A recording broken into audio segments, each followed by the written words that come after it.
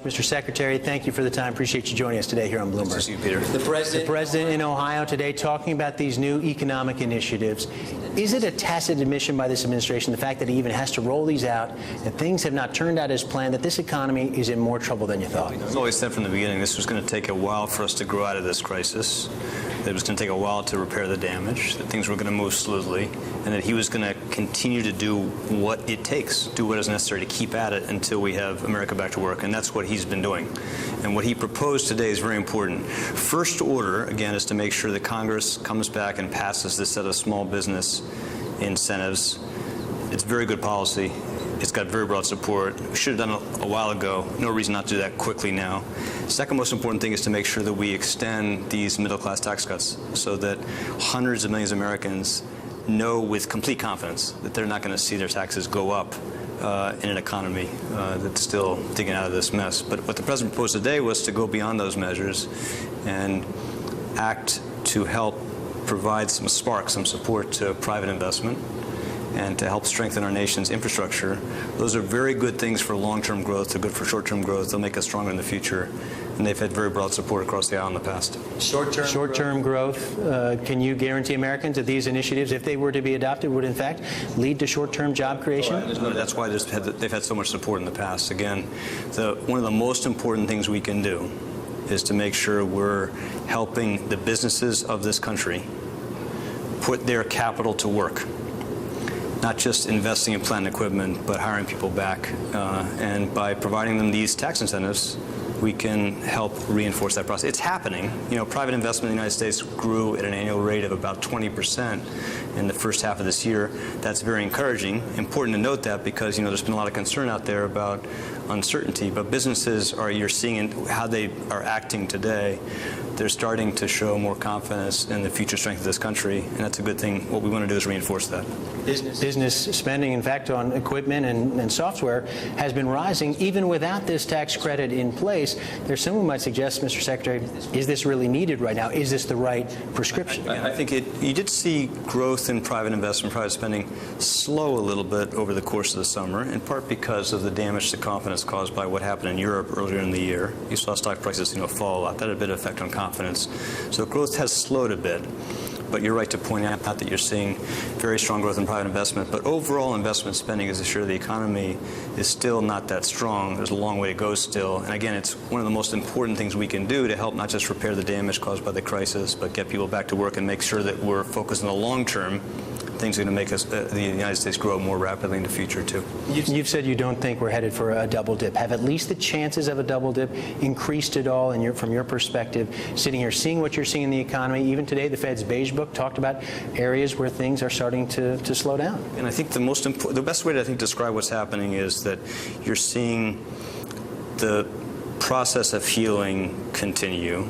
The economy has now been growing for more than a year. The private sector of the United States, businesses across the country, have brought back more than 750,000 jobs since the beginning of the recovery. We've seen private sector job growth come back more quickly than happened in the last two recessions. But it's not strong enough, it's not fast enough. And even though parts of the American economy now are looking quite strong, the major global businesses of the United States are exceptionally good, exceptionally creative, innovative at making things that the world needs. So you're seeing those parts of the economy look quite strong, but lots of the American economy is still suffering from the scars caused by the crisis and, frankly, decades of underinvestment in middle class and infrastructure that preceded the crisis. It's going to take a while for us to heal that.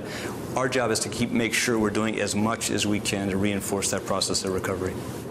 There are going to be some people in the state of Ohio, where the president was today, 10.3% unemployment there, who are going to say, listen, you all have had the keys to the economy for a while now. We gave you a chance to fix things. They still seem pretty bleak out here. The actions that the president took, Congress made possible alongside what the Fed did, were enormously powerful and effective of breaking the back of this financial crisis and starting the process of recovery. Again, it's been more than a year since we've been growing. You're seeing private sector job growth come back, again, sooner than many expected, sooner than you saw in past recoveries, but not strong enough yet.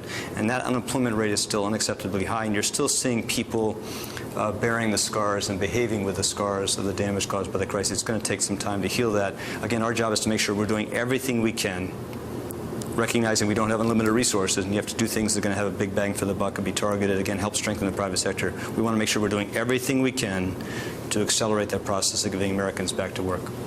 All right, let me ask you about the Bush tax cuts. Because Republicans have suggested that the uncertainty over the Bush tax cuts is what's holding the economy back more than anything else. Maybe you even agree with that, the uncertainty alone. I don't know.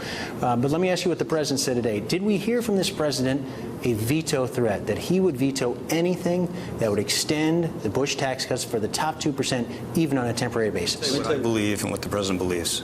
The most important thing we can do for confidence and recovery is to make it absolutely clear, crystal clear to Americans today, that we're going to extend those tax cuts that go to about 97, 98% of working Americans across the country. Now, there are some people who want to wait on that so they can help try to extend the tax cuts for the richest 2% of Americans. I think that's unfair. I think it's bad policy. I think that uncertainty would be damaging for recovery. Now, there's some Democrats in that group. I think very few. I think, again, what Republicans in Congress want to do is they want us to go out and borrow $700 billion from our children, from investors around the world, and give that money to, again, the richest 2% of Americans. And that is not responsible policy. I think there's no credible argument for that. If Republicans in Congress want to join with the president, provide more support for recovery, there are much more effective uses of the taxpayers' money, including things like the president proposed today, to help strengthen business investment, help improve our nation's infrastructure. What about a temporary extension? Even the president's former budget director, Peter Orszag, I know you read his column. It's been a hot topic of conversation here. He says, listen, it's not the preference of this president or even perhaps Peter Orszag, but it's a reasonable political compromise in this current environment to provide that certainty. Disagrees with that. I disagree with that. And again, what the Republicans in Congress are proposing, and they've been very clear about this, very straightforward, is that they view temporary as a way to make permanent these tax cuts that go to the 2% most fortunate, highest earning Americans in the country. Again, to do that requires going out and borrowing $700 billion from our children.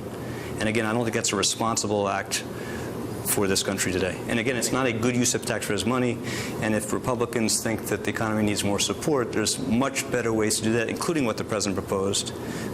And we're going to work as hard as we can to make sure we get an outcome on those terms. Is gridlock a real possibility here? I mean, some people have sort of discounted the possibility you guys could not reach any sort of agreement on this.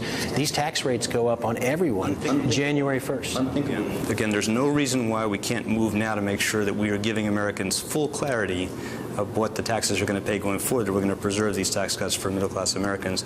No reason to hold that decision hostage to a broader debate about whether it makes sense for the country to extend those tax cuts, make permanent those tax cuts for the top 2% earners. Again, I think that's irresponsible policy. I do not believe, Americans disagree about what the right role of government in society is. We've had that debate for centuries. We'll have it in the future. But I don't think there's any credible argument that the role of government, the function of government, is to go borrow hundreds of billions of dollars from future generations or from investors around the world so that we can give those resources to the top 2% of high-earning Americans in the country. Again, much better ways to help reinforce recovery that are going to be good for long-term growth. People may not be aware that you potentially could have the power, the authority here as Treasury Secretary, if the tax rates were to rise, to hold withholding rates down. First of all, is that something you even looked at, a scenario that you've considered in any way? It is inconceivable to me that Washington will not find a way to make sure that we are extending those tax cuts that, again, more than 97% of working Americans depend on, as they should, and we should be able to do that. It's easy to do, and my view, frankly, is let's go do that now. All right, so let me ask you a couple of overseas questions, if I could, in our time remaining. Japan, right now. The finance minister said that they are considering bold action. The yen, a 15-year high against the dollar today.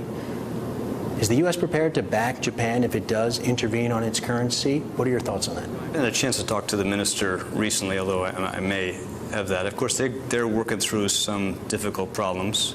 But I think my view is that they should be focusing like we are on how to make sure they're reinforcing recovery in Japan, doing things that are going to help make the economic growth in Japan stronger. That would be good for us, good for Japan's trading partners, and I hope they're able to do that. Would an intervention be counterproductive? I don't ever talk about markets if I can avoid it. I'm not going to break that rule today. All right, let me see if I can get you to talk about China at least. Your colleague, Larry Summers, headed over there the last couple of days. What was the message he delivered to the Chinese, and specifically, was currency on the table there? President believes, and we believe, and I think the Chinese leadership believes, that it's important for China to let the market play a greater role in setting the exchange rate and letting the exchange rate start to appreciate in response to market forces. That's very important to China's trading partners. I think it's in China's interests. China has begun that process, but frankly, they haven't let the currency move very much so far. And Still not satisfied. Yeah, of course, and I think that's their view too. Frankly, they know they're just at the beginning of that process, and I think we'd like to see them move more quickly again to let the market move that exchange rate higher over time. All right, let me ask you about regulatory reform. Here in the U.S., it's the law of the land right now. Of course, we're going through the regulations that need to be promulgated, but still overseas, international banking standards, the Basel talks continue. What reassurance can you give U.S. banks, Americans for that matter, that the standards that are going to be set there are going to be tough enough to prevent the kind of international financial crisis we saw, that Americans aren't going to be held to a tougher standard than the Europeans? It's absolutely critical that we do three things. And all three things are important. One is we want to make sure we put in place much stronger requirements on leverage. These are like speed limits for cars. They're essential to make sure that the financial system is not out there taking risk in the future that could imperil the basic functioning of our economy. That's critically important. Second is to make sure we do that in a way where there's a level playing field around the world, because we don't want American companies put at a disadvantage in these global markets because other countries around the world are running their financial system as they had in the past with lower standards. And satisfied we're headed there right now? And we're absolutely committed to make sure we come out with an agreement that is strong and provides a level playing field. But another important consideration, Peter, is this. We want to make sure we do that in a way that does not add to the headwinds facing this economy.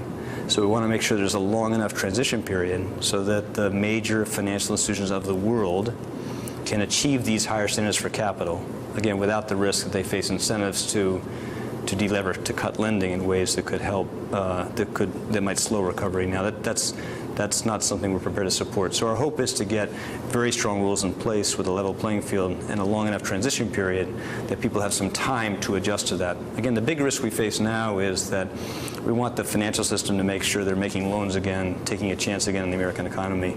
And we want to make sure we get these tough rules in place for the future, again, without damaging recovery. One final question for you, if I could, Mr. Secretary. John Boehner, of course, the House Minority Leader, he spoke in Cleveland 2 weeks ago. The President came today, in large part to respond to Mr. Boehner. One of his recommendations was you should lose your job. Idea, and my wife had it first. Really? Yeah. You're going to stick with this administration? I will, Peter, as long as the President wants me to do it. And it's a great honor to do it for him. All right. Treasury Secretary Tim Geithner, as always, we appreciate you joining us here on Bloomberg.